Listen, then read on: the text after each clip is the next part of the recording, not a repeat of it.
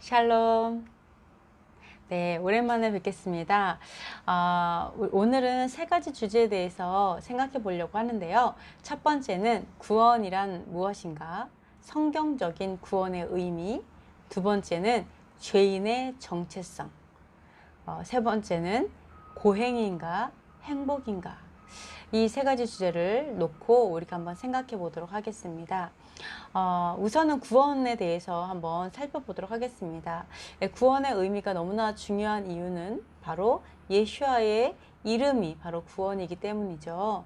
우리가 구원의 의미를 제대로 안다면 바로 우리는 예수와를 따르는 삶을 또한 살 수 있을 것이며, 그리고 예수와의 삶을 더 잘 이해하게 될 것입니다.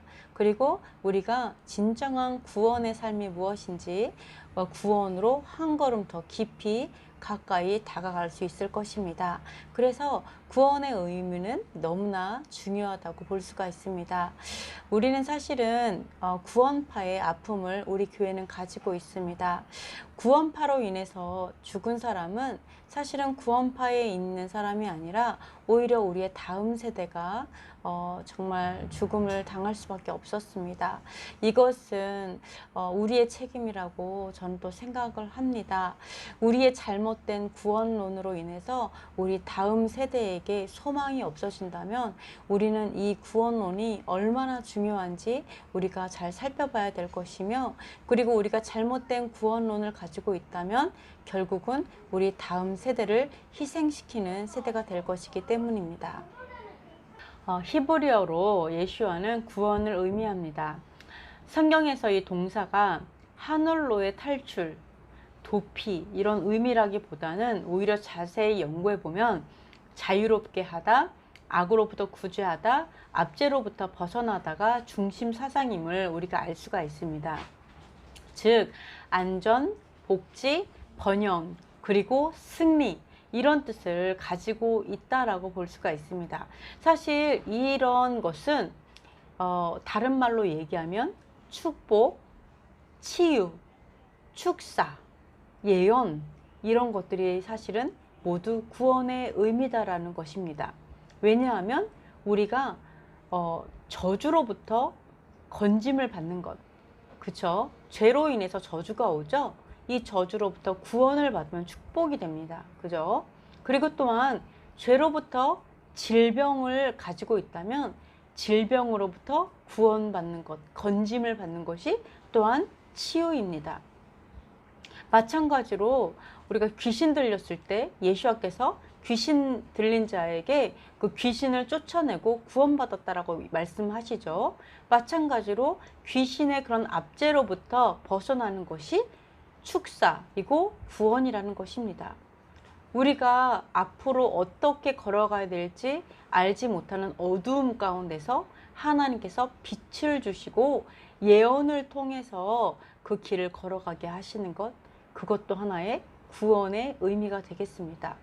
그래서 사실은 이러한 구원의 의미는 굉장히 실질적이고 우리가 죄와 압제와 그리고 갇힌 것에서부터 건짐받는 것에 의미를 가지고 있다고 볼 수가 있습니다. 우리는 단지 구원하면 천국 갈 수 있어 이런 의미로 보죠. 그건 죽어서만 갈 수 있죠. 이 세상과 상관이 없습니다. 그러다 보니까 우리가 굉장히 이 세상과 좀 동떨어진 삶을 살게 되고 신앙생활을 하게 되는데요. 사실은 구원의 개념이 그렇지 않다라는 것입니다. 이것은 성경에서 이스라엘 백성을 통해서 볼 수가 있는데요.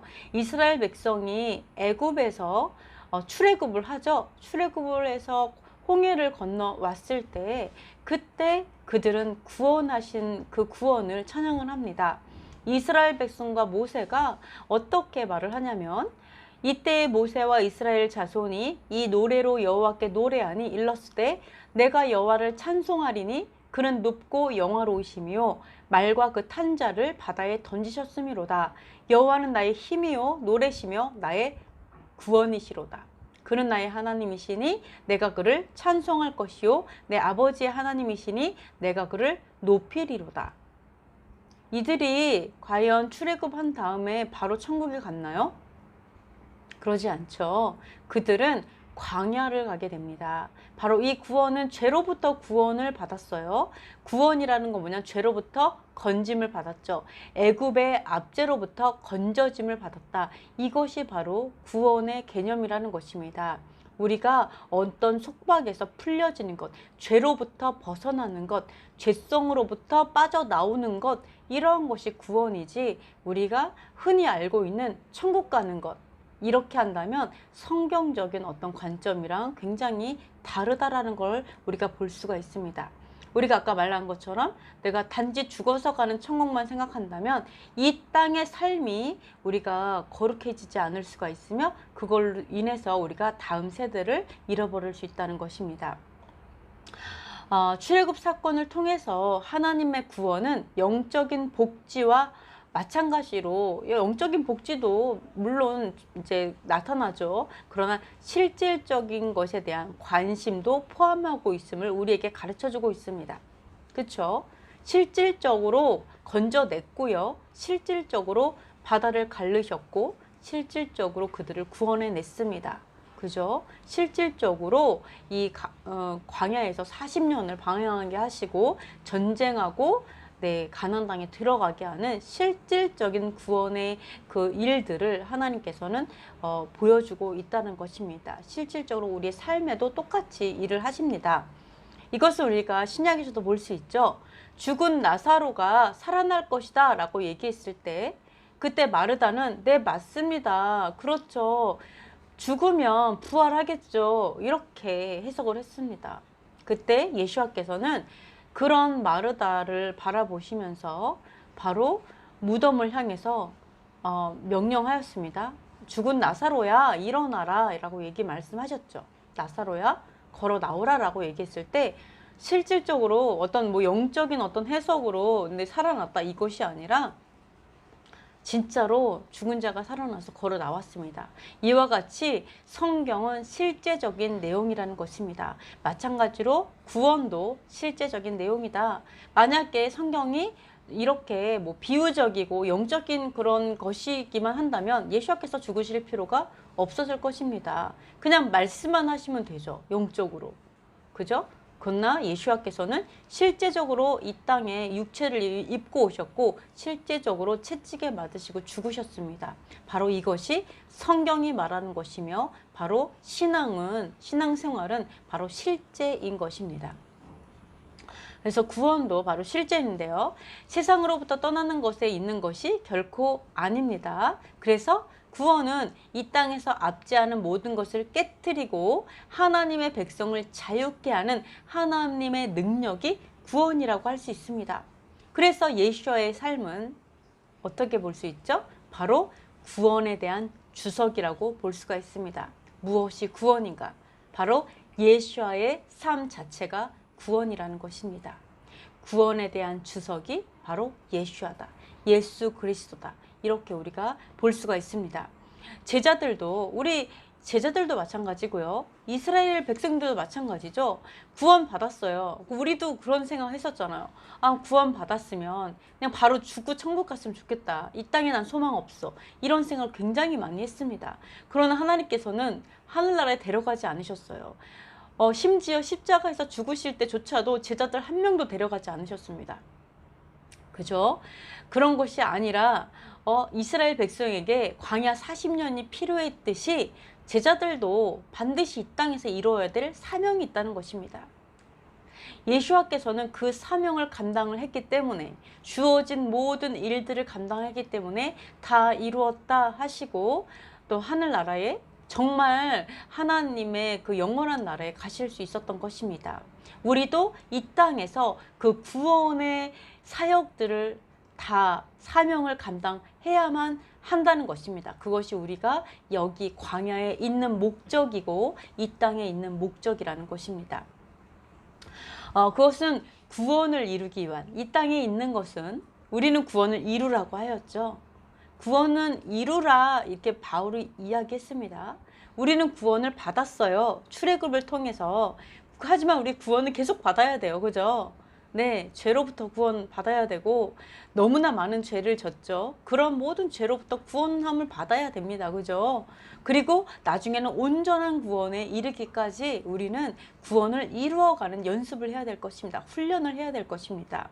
그래서 이 땅에서 우리가 해야 될 일은 너무나 중요하죠. 결코 포기하면 안 됩니다. 그 나라 갈 때까지 우리에겐 결코 포기가 없습니다. 의인은 7번 넘어져도 8번 일어나는 게 의인이라고 했습니다. 안 넘어지는 게 의인이 아니라 다시 일어나는 게 의인이라는 것입니다. 그래서 개구리 왕눈이처럼 7번 넘어져도 일어나고 하는 그런 어미 세대, 아비 세대가 되었으면 좋겠습니다. 우리 세대는 그 노래 너무 잘 알잖아요. 그래서 정말 절대 넘어져도 안 넘어질 수는 없어요. 넘어져도 다시 일어나고 끝까지 롱런 할 수 있는, 마라톤 뛰어서 끝까지 돌파할 수 있는 여러분이 되셨으면 좋겠습니다. 그래서 이 땅에서는요, 구원을 이루어가는 거룩의 훈련을 받는 곳입니다.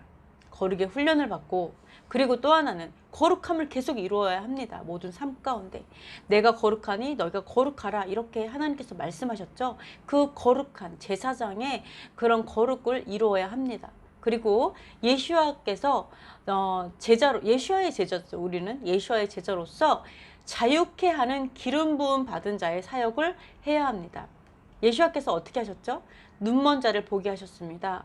귀머거리를 듣게 하셨고, 벙어리를 말하게 하셨고, 안진뱅이를 뛰게 하셨고, 죽은 자를 살리셨습니다. 이 모든 것들은 어떻게 하셨죠? 사람으로 오신 예수와께서 성령의 능력으로 이 모든 것들을 감당하실 수 있었습니다. 이것이 바로 기름 부음 받은 자의 사역입니다. 바로 메시아, 그죠? 메시아가 기름 부음 받은 자라는 뜻이죠. 네, 그리스도, 이제 헬라어로는 그리스도이죠. 그래서 메시아가 기름 부음 받은 자입니다. 우리는 바로 지혜로운 다섯 처녀로서 우리 기름을 가지고 있죠. 그 기름으로 기름 부음의 어떤 사역들, 자유케 하는 사역, 눈먼 자를 보게 하는 사역을 해야 될 것이며, 또 귀머거리를 듣게 하는 사역, 깨우는 사역을 해야 될 것입니다. 그리고 또 벙어리로 하여금 말하게 하는 자, 많은 모세들을 일으키는 자가 되어야 할 것입니다. 그리고 안진뱅이를 뛰게 하는 자, 지금까지 죄에 갇혀서 쇠사슬에 묶여있는 자를 이제는 죄에서, 억압에서 끊어내고 그들이 뛰고 달려가고 독수리처럼 날아오를 수 있게 자유케 하는 기름 부음 받은 자들로서의 사역을 해야 되는 것입니다. 그것이 바로 예수와의 삶이었고, 바로 예수와의 제자들이 해야 될 사역들이고 삶인 것입니다. 우리가 이 땅에서 그 사명들을 감당할 때에 수많은 하나님의 백성들이 흰 옷을 입고 일어나게 될 것입니다. 이 마지막 때에 우리가 그렇게 준비된 신부들을 깨우는 사역, 일으키게 하는 사역, 그리고 자유케 하는 사역들을 하는 것이 바로 우리가 이 땅에 살아가는 목적이고, 그것이 바로 구원의 개념이라는 것입니다. 그래서 우리가 그러한 구원을 날마다 이루어갈 때 나의 구원도 이루어가게 되는 것이고, 다른 사람의 구원도 이루어가게 되는 것이고, 바로 예수와의 그 주석이 되는 그 삶을 살아가면서 온전한 예수와, 장성한 예수와의 분량까지 자라나게 되는 것입니다. 그래서 지금까지 우리가 구원의 개념을 알아봤습니다. 우리가 구원의 개념을 우리 예전처럼 죽어서 천국 가면 돼, 이렇게 생각한다면 복권이 아니라 뭐죠? 우리가 보험 들은 거랑 똑같아요. 이미 보험을 들어놨어요. 이제 천국 티켓을 끊어놨어요. 그러니까 이제부터 어떡하죠? 하나님을 위해서 살 필요가 없어요. 왜요? 나 천국 가니까. 욕심도 없어요. 천국에서 무슨 상급 욕심 없어요. 그러니까 어때요? 이 땅에서 나를 위해 살게 되는 거죠. 이 땅에서 하나님을 위해 사는 것이 아니라, 구원은 이미 끝났다라고 하는 순간 이제부터는 자기 자신을 위해서 살게 되고, 나 자신을 위해서 살 때는 하나님은 우리의 다음 세대를 책임질 수 없다는 것입니다. 그래서 우리가 우리 말씀처럼 우리가 하나님의 율법과 계명과 하나님의 법도와 규례들을 멸시할 때 하나님께서 너희의 자녀들을 잃어버리리라, 이렇게 말씀하신 것을 꼭 기억하시고, 그 경고의 말씀을 정말 우리가 정말 잘 경각심 갖고 들을 필요가 있고요. 이제는 여호와께로 돌아가서 하나님의 말씀을 따라 거룩의 훈련을 살아가는 이 땅의 삶이 될 때 우리의 다음 세대는 하나님께서 책임져 주실 줄 믿습니다. 그렇게 해서 우리가 거룩한 대한민국을 세워나갔으면 좋겠습니다. 아픔 가운데 혹시 있을지라도 항상 기뻐하고 감사하고 즐거워하면서 걱정되는 것이 있다면 기도하면서 돌파하시면서 승리하시는 여러분의 신앙생활이 되셨으면, 광야의 그런 훈련 기간이 되었으면 좋겠습니다. 오늘은 여기까지 하도록 하겠습니다. 샬롬.